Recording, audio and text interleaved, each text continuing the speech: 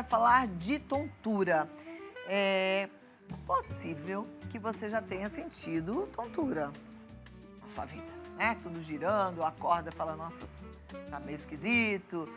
Pode ser que isso seja frequente, às vezes podem ser só episódios espaçados de desequilíbrio. Tem gente que já tem de forma mais forte, com sensação de desmaio, náusea, visão embaçada. Gente, esses são alguns sintomas da tontura, um problema comum que afeta 30% da população mundial.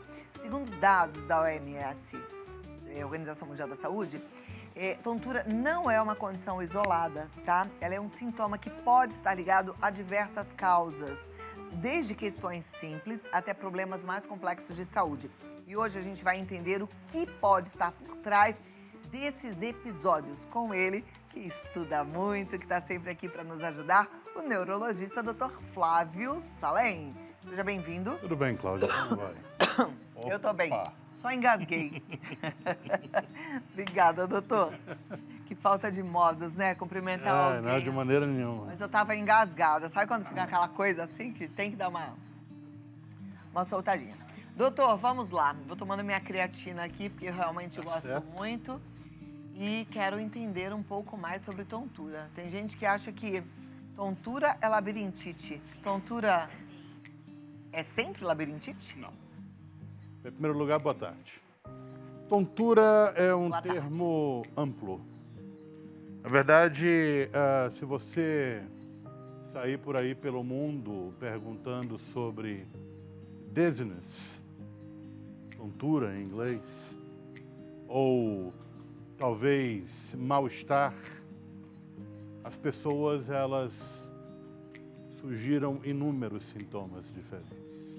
Todos sob o guarda-chuva de tontura. Sim. O que é tontura? A definição técnica de tontura é uma sensação de movimento sem movimento. É como se você estivesse num barco, no entanto, você está parado. É como se você estivesse andando num carro, mas você está em casa. Aí existe uma sensação de que algo se move. No entanto, nada se move. Agora, se você for pegar o sentido geral de tontura, qualquer pequeno mal-estar pode ser considerado. Por exemplo, uma sensação de repente, eu acho que eu vou desmaiar. E eu volto. As pessoas chamam isso de tontura. Ou uma sensação de, o mundo está girando, as coisas estão balançando, chama isso de tontura. É necessário que o médico saiba fazer uma anamnese, uma história, para tentar definir qual é o tipo de tontura que o paciente sente. Porque existem, assim como existem várias possibilidades, existem vários diagnósticos. E quando a gente fala de labirintite, que é um termo meio que errado, a gente dá preferência a chamar de um termo um pouco mais complexo, de vestibulopatia periférica, ou seja, uma doença do sistema vestibular, do sistema labiríntico periférico. A tontura, ela adquire um caráter muito mais drástico, é uma tontura rodando, ou uma tontura balançando.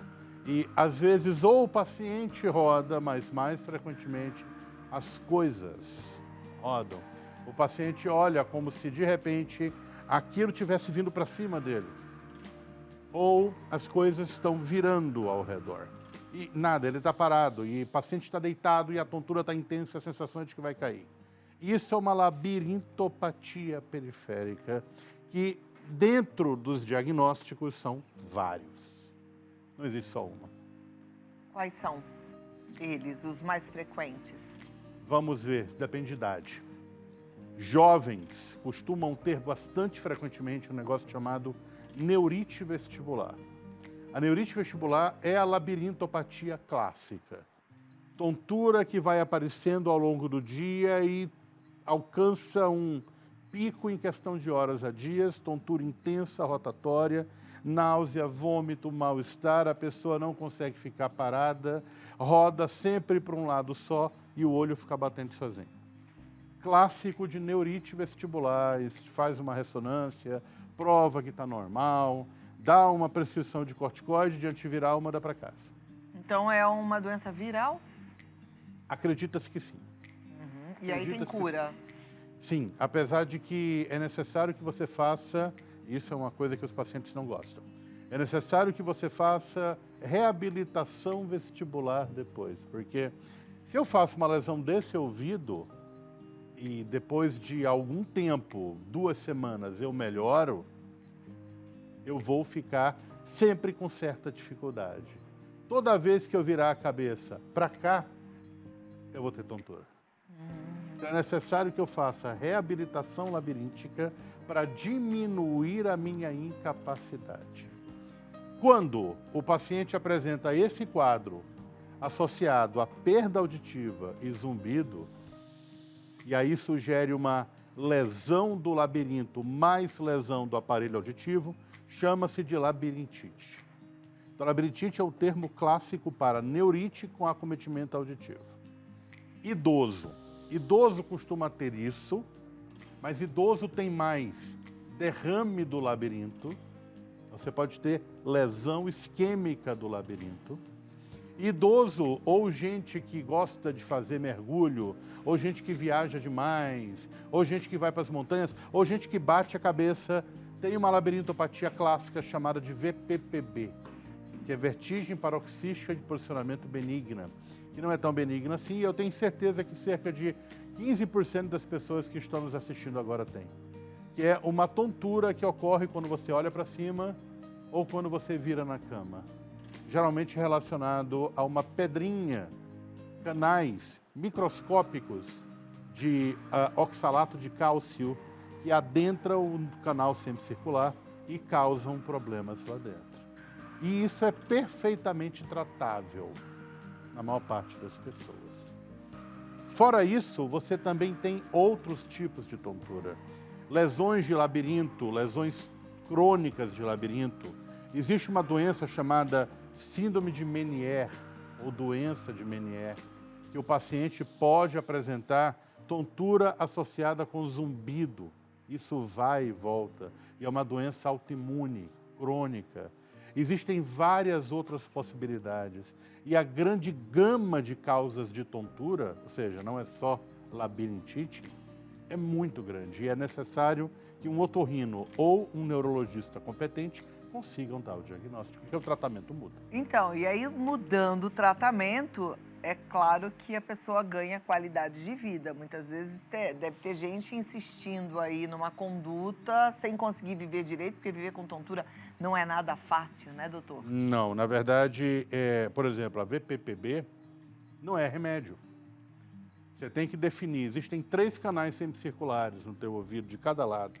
Você tem que definir qual é o tipo de VPPB e fazer exercícios apropriados para cada uma. Quem é que faz esse tratamento? O neurologista ou o otorrinolaringologista.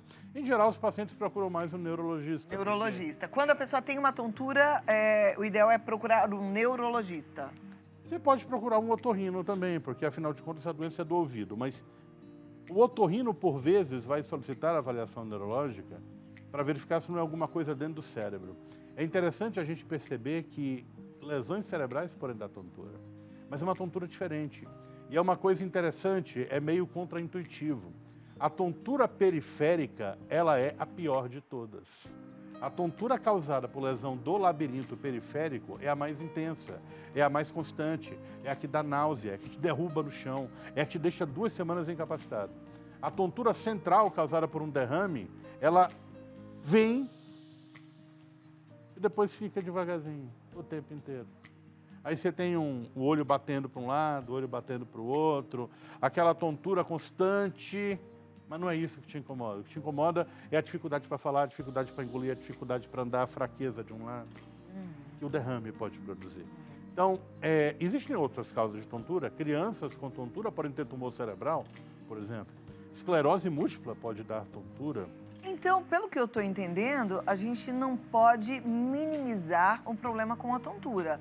Está sentindo tontura de forma frequente, precisa entender qual é a causa dessa tontura. Sim, até porque existem causas perfeitamente resolvíveis. Existe uma tontura, antigamente chamada de tontura fóbica, hoje chamada de vertigem perceptual postural crônica. É um nome bonitinho para uma tontura causada por um problema psíquico. Pacientes, geralmente idosos, ou não, que tem alguma história psiquiátrica, que de repente desenvolve uma tontura com uma dificuldade de descer escada, de andar em ambientes cheios, tontura que piora quando está nervoso, tontura que piora ao falar em público, tontura que piora quando está no meio de multidão, mas que, na verdade, os exames são todos normais. Você vai procurar, você faz audiometria, você faz teste calórico, você faz teste de cadeira rotatória, você faz o autoneural, tá tudo normal. Faz ressonância, não tem nada. E a pessoa está com tontura. Essas tonturas perceptuais que geralmente melhoram quando o paciente se distrai. Geralmente melhoram quando o paciente está deitado. E é uma coisa interessante. Você pode falar assim, mas quando o paciente está deitado, a tontura acaba. Não necessariamente. Pacientes com neurite vestibular, por exemplo, não conseguem deitar do lado do ouvido ruim. Vão ficar mais tontos ainda. Ficam mais tontos. Bom, pelo que eu entendi, uma tontura pode ser até um tumor cerebral, que é algo bem grave. Tem alguma outra tontura que seja grave também e que, se não for tratada, pode piorar a situação? Tonturas relacionadas a lesões compressivas cerebrais, tumores. Né? Tontura relacionada a um AVC, que geralmente vem subitamente e vai melhorando progressivamente. Mas vamos imaginar o seguinte, existem tumores de ouvido. Existem tumores dentro do ouvido que podem causar tontura crônica. Existe um tumorzinho em especial chamado neurinoma de acústico, que é um tumor do 8º nervo, do nervo acústico. Ele cresce na bainha, comprime o nervo, adentra o osso e ele pode produzir tontura persistente juntamente com perda auditiva e zumbido. Pacientes acima de 30, 40 anos de idade que começam a apresentar uma tontura persistente associada à perda auditiva e zumbido, você tem que ir no neurologista para fazer uma ressonância magnética da cabeça, que pode ser alguma coisa. Quero saber qual é a sua tontura. Em que situação você se sente tonta ou tonto? Como é que ela é? Conta pra gente. Vida Melhor Oficial, me conta. Porque, olha, eu sei que não é fácil encontrar um especialista em alguns lugares do Brasil. Às vezes tem, mas você não tem acesso. E a gente tem um especialista que estuda bastante, que pode te ajudar. Então vai ficar aparecendo consulta, mas vou voltar aqui em alguns minutinhos para que você tire a sua dúvida, tire essa preocupação excessiva que de repente está piorando ainda mais a sua qualidade de vida com o Dr. Flávio Salem. Eu volto já já, tá bom? Porque a gente continua agora com aquele momento do Dr. Flávio Salem que eu amo. Porque eu penso que é a hora que a gente consegue retribuir um pouquinho esse dom maravilhoso que Deus nos deu, o meu da comunicação, do Dr. Flávio, do estudo, da ciência, né, promovendo saúde. E aí você que está aí na dúvida, na angústia, fica à vontade que esse momento é para você especialmente, viu? E a gente já vai para o nosso video wall, temos perguntas e a primeira diz assim: costumo ter muita tontura no meu dia a dia, mas quero muito começar a malhar. A musculação seria perigosa para mim? Bem, em primeiro lugar, eu tenho que saber qual a idade da pessoa, ela não fala. Não sei, não dá para ter porque ideia. também a pessoa, para fazer qualquer tipo de exercício físico, precisa passar por uma avaliação, né? Assim, a gente sempre orienta que para atividade física, se você tiver acima de 40 anos, abaixo de 40 anos a gente não espera que você seja doente, né? Mas algumas pessoas são.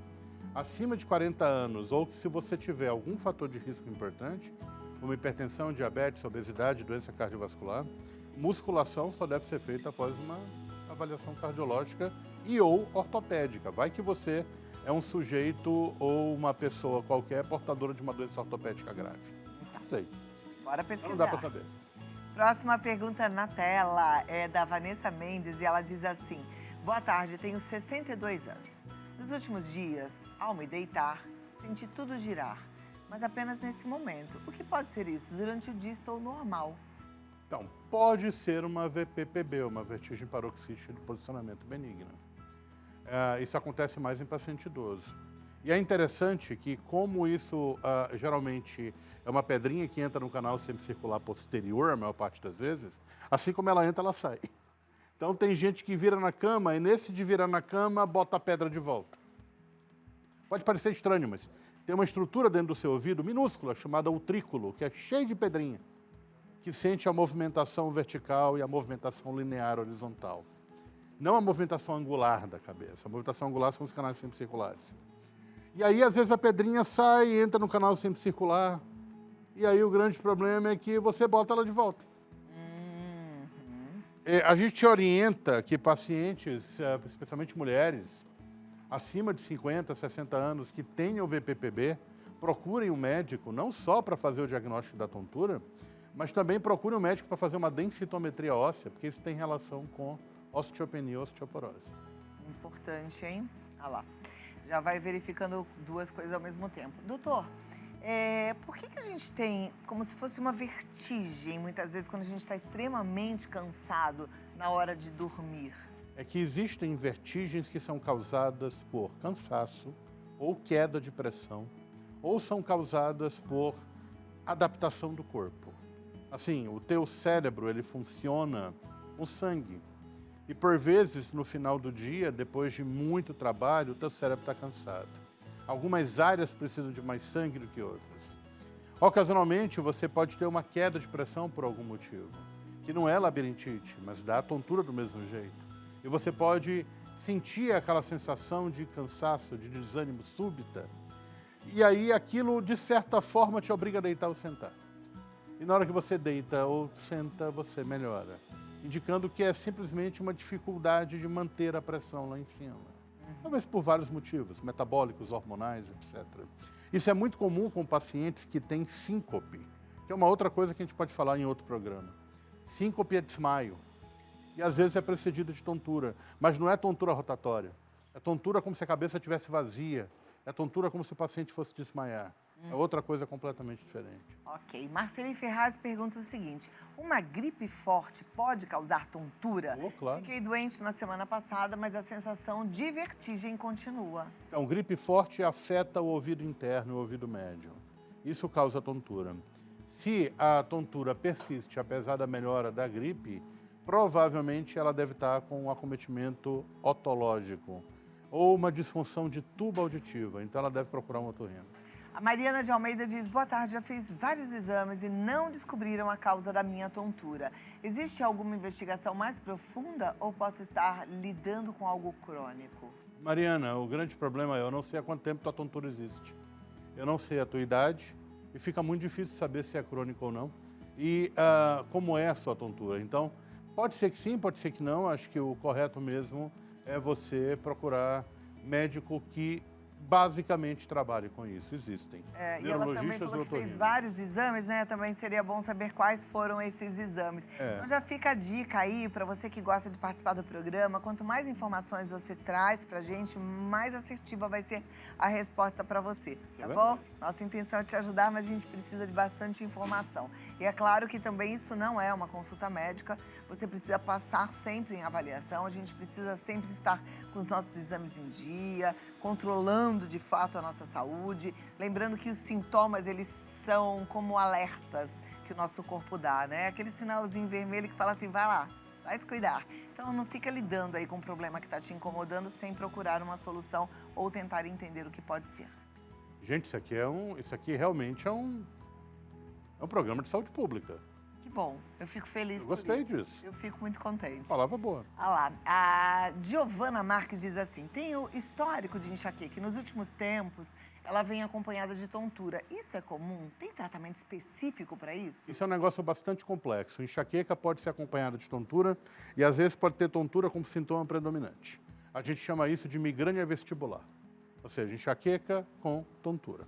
Geralmente a tontura vem antes, precede. Eu estou com um paciente de 13 anos agora com isso. E tem uma outra paciente também com tontura e dor de cabeça. Agora, por vezes a dor de cabeça pode assumir uma tontura diferente. Então você tem que saber qual é o tipo de tontura. Se é uma tontura rotatória ou oscilatória, ou se é só um mal-estar. Dor de cabeça do tipo migrânia pode antes ou depois produzir mal-estar. Ou durante, mas é mais classicamente antes ou pós-enxaqueca. Saí da crise, parece que um caminhão passou por cima de mim, estou meio tonto, não consigo andar hoje. Isso pode significar ou piora do quadro, geralmente são pessoas que não tratam a enxaqueca, só ficam tratando o surto, mas não se preocupam em prevenir a dor, ou pode ser significado de alguma coisa mais séria. Então, o ideal é procurar um neurologista, se a tontura começou a aparecer agora. Ok. A Amanda diz assim: olá, quais hábitos do dia a dia podem piorar a tontura ou até provocar uma crise? Bem, quem tem labirintopatia periférica não deve ir para brinquedos em parques de diversões que rodem, nem devem usar cadeira giratória. Não devem beber café em grande quantidade, devem diminuir gordura e chocolate e doces, porque pioram. Devem fazer atividade física, perder peso e consumir uma dieta saudável e evitar álcool e manter-se bem hidratado, porque o contrário disso costuma causar disfunção. A gente tem que lembrar que nosso labirinto tem líquido dentro e esse líquido espelha o líquido que está no sangue. Perfeito.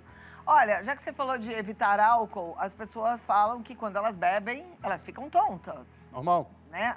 É normal por quê? Daqui a pouco você responde. Ah, bom. Vamos lá, tentar entender tudo que acontece com o nosso corpo é bom demais, né? É como se a gente fosse ler toda a bula, todo o funcionamento, todo o manual de instruções do nosso corpo. Isso é precioso. Doutor Flávio Salem, por que as pessoas, quando às vezes nem bebem muito, não estou falando da tontura de quem toma um pileque, que aí fica lá, né, eu bebo sim, não é isso. Às vezes a pessoa toma 1, 2 taças de vinho e fica com tontura, e principalmente ao deitar. Acabamos de falar que o líquido do ouvido espelha o líquido do sangue. O líquido do ouvido... O ouvido, a endolinfa, espelha o líquido sanguíneo, espelha o sangue. O álcool do sangue vai para a endolinfa e altera a densidade da endolinfa por algum tempo. Isso faz com que o labirinto funcione de maneira equivocada. Isso produz tontura.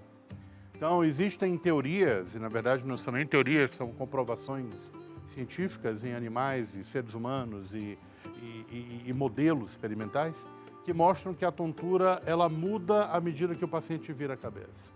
O paciente vira para um lado, vira para o outro, o paciente pode ter uma tontura diferente, pode ter uma movimentação ocular diferente, causada pela alteração da densidade da endolinfa pelo álcool.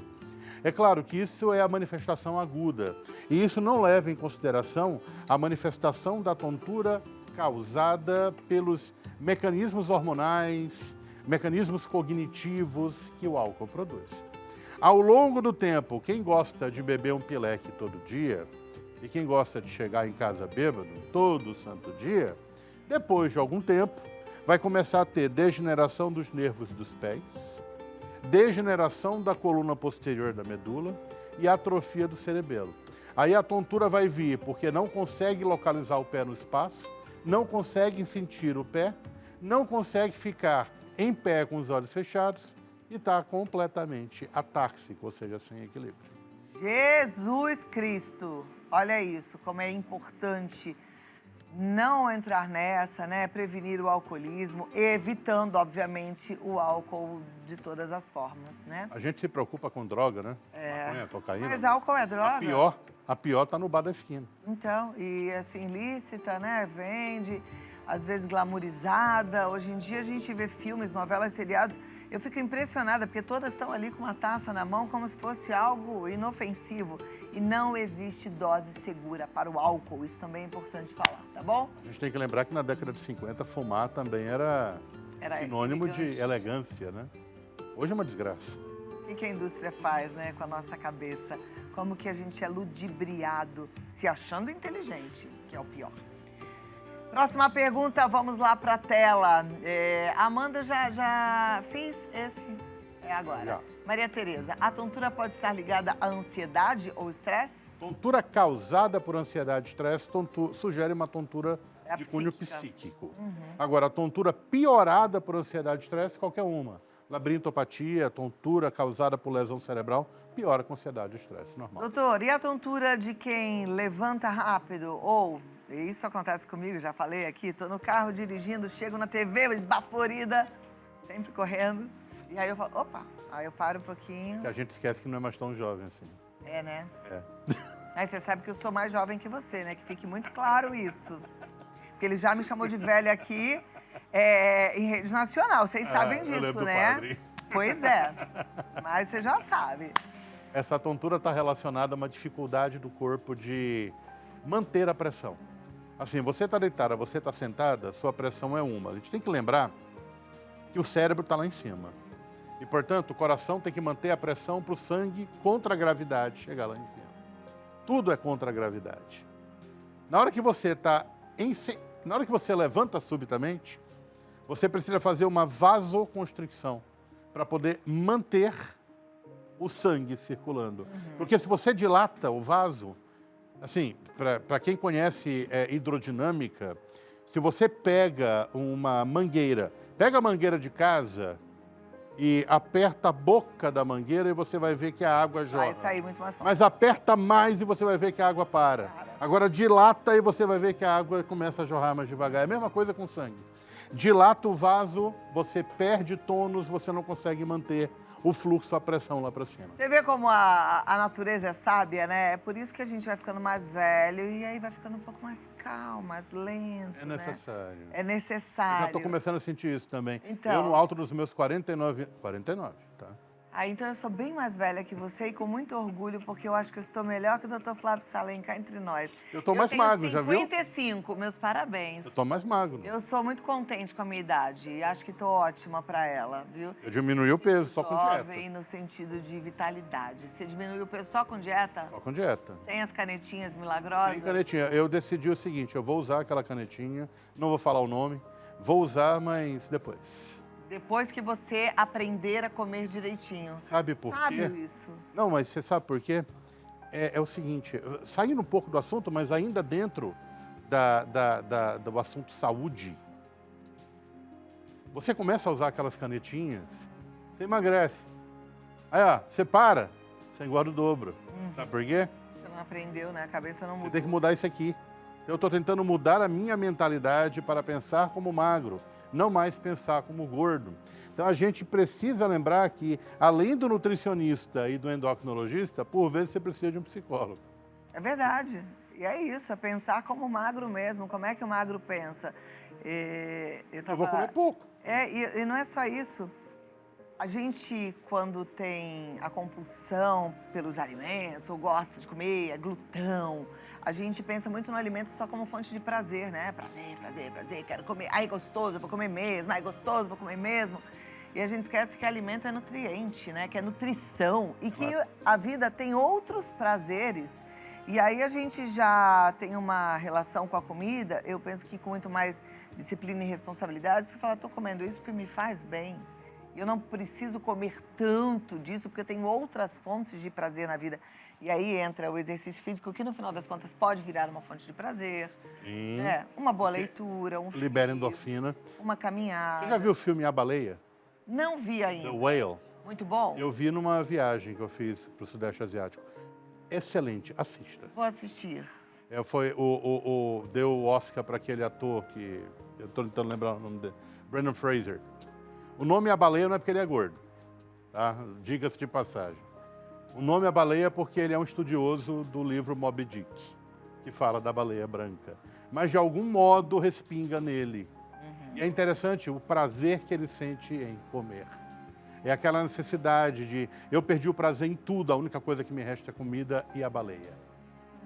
Então, ele fica lá, planta no sofá, comendo e estudando Moby Dick. E você vê como é importante a gente cuidar das nossas emoções, da nossa saúde mental, né?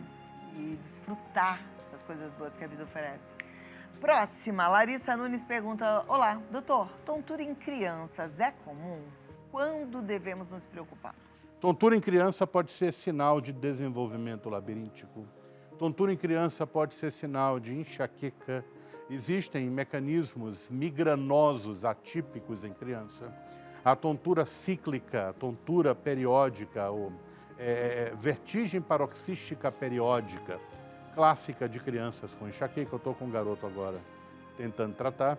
Mas tontura também pode ser sinal de problemas de saúde, pode ser sinal de doenças de depósito, doenças metabólicas, ataxias, a ataxia clássica de Friedreich, ou ataxia espinocerebelar, são quadros de degeneração cerebelar e de medula que podem começar na infância.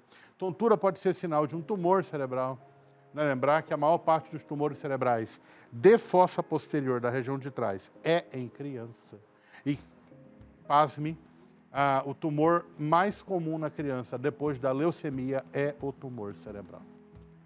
Então, lembrar disso, tudo isso tem que ser visto. Lembrar que a tontura pode ser um sintoma também de ansiedade, de estresse, de maus tratos. Tontura pode ser sinal de uma criança que sofreu abuso psicológico ou trauma físico. Crianças que foram balançadas quando criança e podem ter lesão cerebral, podem ter tontura, shaken baby. Então, o que você precisa saber é quando começa a tontura, se começou de maneira súbita, o que vem junto com a tontura, se a tontura persiste ou não, e situações em que ela acontece. Por exemplo, tontura que só acontece quando a criança chega perto do abusador. Totalmente psíquica, né? Causada por um trauma. Mas, ó, lembra que eu falei ainda há pouco? Um sintoma é um sinal vermelho, é um sinal de alerta. Tem sintoma, busque encontrar a raiz do problema. Doutor, por que criança gosta tanto de ficar tonta? Elas gostam de ficar girando. Eu vejo. É por isso que eu sou sóbrio. As crianças gostam de brincar de girar. É que a tontura dá uma sensação engraçada. Ah, é? E a criança gosta de superar limites. Diferente do adulto que prefere ficar na dele. Atualmente eu prefiro, não gosto de ficar tonta de jeito nenhum. A Helena Meire diz, doutor, quanto tempo dura cada episódio de tontura? Minha mãe vira e mexe e sente isso. Depende da causa. BPPB dura segundos. Até 1 minuto, 1 minuto e meio. Neurite vestibular dura semanas. Derrame pode durar anos. E você vai durar quanto tempo para voltar? Quando você quiser. Na verdade, a gente pode falar de outros temas nas próximas. Qual é a sugestão? Olha, junho, a gente podia vir aqui e falar sobre... Sério, a gente podia falar de novo sobre a esclerose múltipla. É uma coisa que a gente já não fala há muito tempo e é uma coisa que está em pauta novamente. Esclerose múltipla. O que você acha? Gosta do assunto? Quero saber a sua opinião. Vida Melhor Oficial, me conta lá. Qual é a sua sugestão para o nosso querido neurologista, Dr. Flávio Salem? Qual é a sua sugestão de pauta? Qual é a sua necessidade? Manda pra gente. Dr. Flávio Salem tem que estar aqui todo mês, concordo contigo. Tá no Neuroinformação. E o WhatsApp é o 119-6313-6006. 119-6313-6006. E se você quiser, é só ligar para marcar a sua consulta. E eu tenho certeza que você vai gostar bastante. Até a próxima, parabéns, continue na linha. Obrigado. Então, mês que vem, 4 quilos a menos. Sim, com certeza absoluta. Ah lá. Final do ano, 20 assim, e outra coisa também que eu vou aproveitar para falar para você. Tem gente que fica querendo emagrecer de um dia para o outro, como se tivesse engordado de um dia para o outro. Calma, presta atenção. Você demorou quanto tempo para engordar seus 8, 9, 10, 20, 30, 40, 50 quilos? Então é devagar, tá bom? Eu disse para ele daqui a um mês 4 quilos a menos, porque se você perde 1 quilo por semana, você vai tendo um emagrecimento mais sustentável, melhor, para que você consiga se controlar lá na frente. Pense nisso.